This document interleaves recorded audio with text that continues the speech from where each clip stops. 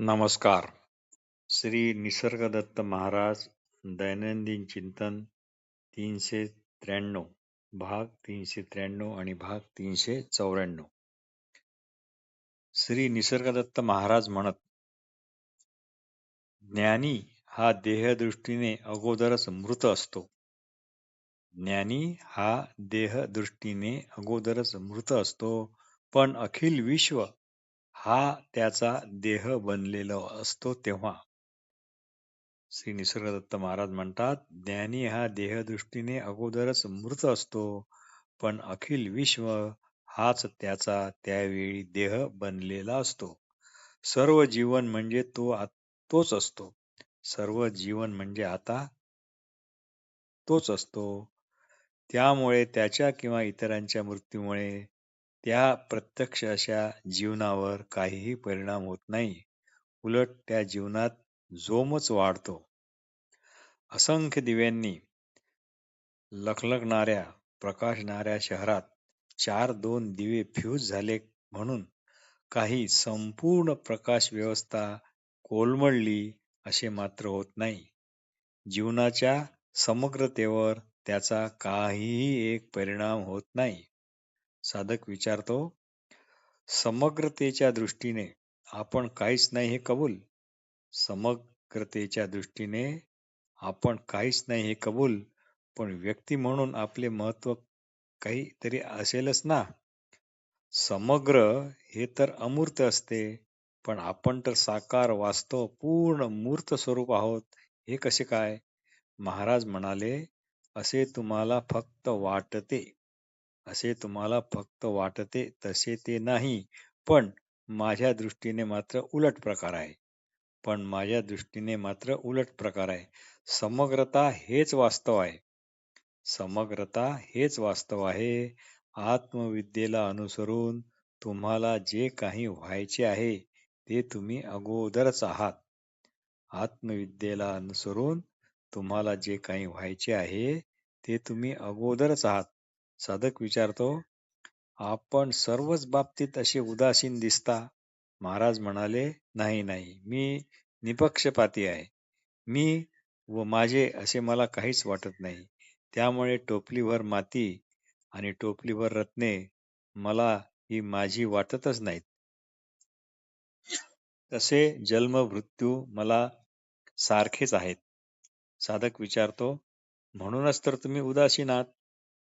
महाराज म्हणाले, नाही, मी म्हणूनच उदासीन नाही, तर मी दया आणि प्रेम आहे. कोणाविषयी काही भूमिका नसल्यामुळे मी सर्वावर सारखेच प्रेम करतो. सर्वावर सारखाच प्रेम वर्षाव करण्यास मोकळा आहे. साधक विचारतो, तुम्हाला आमच्या देशात असे जर तुम्ही कराल तर वेडा म्हणतील, वेडा. महाराज म्हणाले, म्हणणारच, त्यात काय विशेष आहे? साधक विचारतो, महापूर, भूकंप, उत्तराखंडातील प्रकोप वगैरे वगैरे इत्यादी नैसर्गिक कारणांनी लक्षावधी लोक मरतात. त्यांचे आपल्याला काही विशेष दुःख त्यावेळी वाटत नाही, पण जर आपल्या जवळचा मेला, जवळचे लोक मारले गेले, तर मात्र आपल्याला फार मोठे दुःख होते.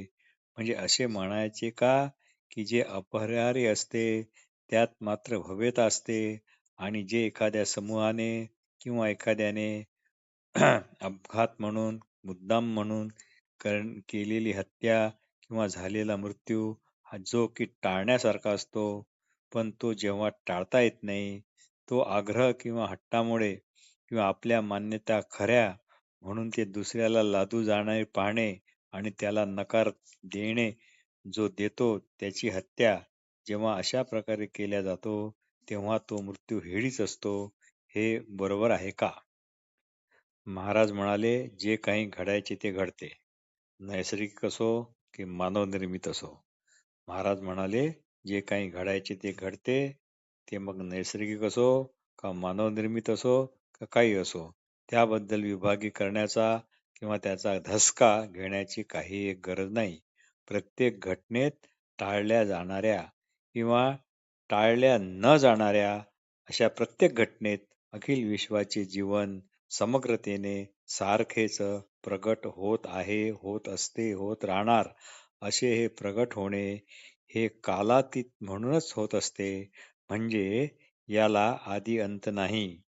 सतत वाहणाऱ्या नदीचा उगम आणि मुखप्रवेश एकदम एकाच वेळी जर पाहता आले कल्पनेने किंवा एरियल फोटोग्राफीमुळे आजकालच्या, तर नदीचे वाहणे आदी अंतहीन म्हणजेच कालातीत असे तुम्हाला वाटेल.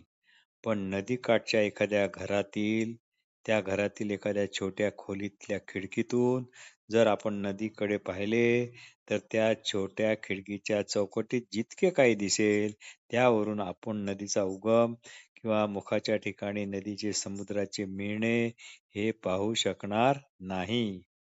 श्री महाराज विचारतात, श्री महाराज नेहमी म्हणत, की माझ्या दृष्टीने काही स्वतःहून असे वेगळे काहीही नाही. म्हणजे काहीच निराळे नाही, स्वतंत्र असे काही नाही, भेदात्मक असे काही नाही. आत आत सारे सारे एकमेकाशी जुळलेलेच आहेत. सर्व काही मुळात एक चैतन्यच आहे. मी पण चैतन्याशिवाय कोणी दुसरा आहे का? तुम्ही पण चैतन्याशिवाय दुसरे काही आहे का? त्यामुळे सर्व काही मी म्हणायला मला काय हरकत आहे? किंवा तुम्हाला काय हरकत आहे? म्हणून तेच चैतन्य प्रत्येकात पाहणे, स्वतःत पाहणे, जे की आपल्या ठिकाणी पण आहे, त्यावरच स्वप्रेम किंवा आत्मप्रेम करणे हे श्रेष्ठ ठरत नाही का? भाग 394. साधक विचारतो, आपल्या शिकवणीचे मूळ सूत्र असे दिसते की आपल्या शिकवणीचे मूळ सूत्र असे दिसते की आपापली जगे हे आपापले स्वतःचे प्रक्षेपणच आहे. ज्याचे त्याचे प्रक्षेपणच आहे. ते मनोनिर्मित आहे. ते स्वप्नाप्रमाणे आहे. ते मनातल्या मनात निर्माण झालेले आहे किंवा मनातल्या मनातच निर्माण केलेले आहे. इंद्रियांनी आणि मनाने प्रक्षेपित केलेली आपापली खाजगी जगे आम्हीच आपापली उभारली आहेत. ही खाजगी जगे एकमेकांना क्वचितच स्पर्श करतात. पण या अशा प्रकारच्या खाजगी जगाच्या मागे, म्हणजे अशा आत्मनिष्ठ जगाच्या मागे एखादे सामान्य वस्तुनिष्ठ जग हे असलेच पाहिजे, असेच ना? व या अशा सामान्य वस्तुनिष्ठ जगाची केवळ छाया म्हणून आमची ही आपापली खाजगी जगे आम्ही आपापल्या मतानुसार, आपापल्या आग्रहानुसार, आपापल्या हट्टानुसार आम्ही आमची स्वप्नाप्रमाणे उभारली आहेत. मग आपण अशा सामान्य वस्तुनिष्ठ जगाचे अस्तित्व मान्य करता की नाकारता? महाराज म्हणाले, वास्तवता ही आत्मनिष्ठ पण नाही आणि वस्तुनिष्ठ पण नाही. दोन्हीही नाही. कोणत्याही काळी नाही, कोणत्याही स्थळी नाही. पण वास्तवता सर्व काही आहे आणि काहीच नाही अशी आहे. समग्रता, पूर्णता व रितेपणा ह्या सर्व गोष्टी ह्या एकमेकाशी पूर्णतः सुसंगत आणि निरपेक्ष विरोधाभासात्मक आहेत. तुम्ही याविषयी काहीच बोलू शकत नाही. इथे केवळ मौन धारण करणेच योग्य असते. फक्त तुम्ही जिच्यात स्वतःला हरवू मात्र शकता. जेव्हा तुम्ही प्रत्येक गोष्टी मागील वास्तवता नाकारता, तेव्हा त्यात नकारात कधी न येणारा एक अवशेष, एक भाग हा हमखासपणे असतोच असतो. जेव्हा हे अतिशय महत्वाचं आहे. जेव्हा तुम्ही प्रत्येक गोष्टी मागील वास्तवता नाकारता, तेव्हा त्या नकारात कधीच न येणारा, म्हणजे ज्याला तुम्ही नकार देऊ शकत नाही असा एक अवशेष, एक भाग हा हमखासपणे असतोच असतो. आणि तुम्ही जेव्हा त्या अवशेषासह राहता, तेव्हा तुम्हाला आढळते की हा अवशेष तुम्हाला ज्यामुळे सर्व नाकारणे शक्य झाले, ते तर आपले मूळचे अगोदरपणाने असणारे असणेपणच आहे. व हा अवशेष म्हणजे ज्यामुळे तुम्ही सर्व नाकारले, तोच आत्मबोध आहे, तोच समज आहे. याकरता जिज्ञासूंनी आय एम दॅट मधील किंवा सुखसंवादातील हा भाग मुद्दाम शोधून आणि मुळातून वाचावा ही नम्र विनंती असो. श्री निसर्गदत्त महाराज यातच पुढे म्हणतात, ज्ञानाविषयी काही बोलणे हे वस्तुतः अज्ञानाचे लक्षण आहे. ज्ञानाविषयी काही बोलणे हे वस्तुतः अज्ञानाचाची लक्षण आहे. अज्ञानाताचेच लक्षण आहे. आपण कल्पना करतो की मला काही कळत नाही. आपण कल्पना करतो की मला काही कळत नाही. मग थोडे-थोडे कळू लागते. मग म्हणतो की आता मला कळू लागले बरं का. आणि मग इतर न कळणाऱ्याशी आपली तुलना करून स्वतःला कळते म्हणून आपले श्रेष्ठत्व आपण मिरवतो. ईश्वर निर्माता वगैरे आहे, ही तुमची कल्पना, ही केवळ तुमचीच कल्पना आहे, आपापली कल्पना आहे. माझे असणे किंवा माझे नसणे हे मात्र कोणावरही, कुठल्याही निर्मात्यावर अवलंबून नाही. मी आहे हे दुसऱ्याच्या कुणाच्या असणेपणावर अवलंबून आहे, की माझ्या अगोदरपणाने असणाऱ्या असणेपणावर अवलंबून आहे. उलट मी आहे म्हणूनच माझ्यात असणेपणाच्या प्रकाशत्वात सर्व काही प्रकाशित झाले आहे. त्यांना स्वतंत्र व वेगळी अशी सत्ता नाही. म्हणून जे जे कशावरही अवलंबून असते, ते सदैव मिथ्याच असते. हा अबाधित असा सिद्धांत आहे. जे असून नसून सारखेच असते, त्यालाच मिथ्या म्हणतात. साधक विचारतो, "अहो, तसे काही असेल अहो, तसे कसे काही असेल? मूल त्याच्या पूर्वीपासूनच असलेल्या जगात जन्माला येते ना. मूल त्याच्या पूर्वीपासूनच असलेल्या जगात जन्मात येते ना. जग काही मुलाच्या जन्मामुळे जन्मत नाही. जग तर जुने पुराणेच आहे. त्यात त्याचे वाडवडील पण होते, आई-बाप पण आहेत. त्यांनीच तर ते या जगात आहेत म्हणून त्या बाळाला जन्म दिला ना. मूल तर आताचे कोरे करकरीत आहे. इथे श्री महाराजांची विलक्षण प्रतिभा ही आपल्या लक्षात येते. ते म्हणतात, "अहो, मूल तुमच्या जगात जन्माला येते त्याच्या नाही. अहो, मूल तुमच्या जगात जन्माला येते त्याच्या नाही." हे समजायला जरा अवघड आहे, पण कठीण नाही.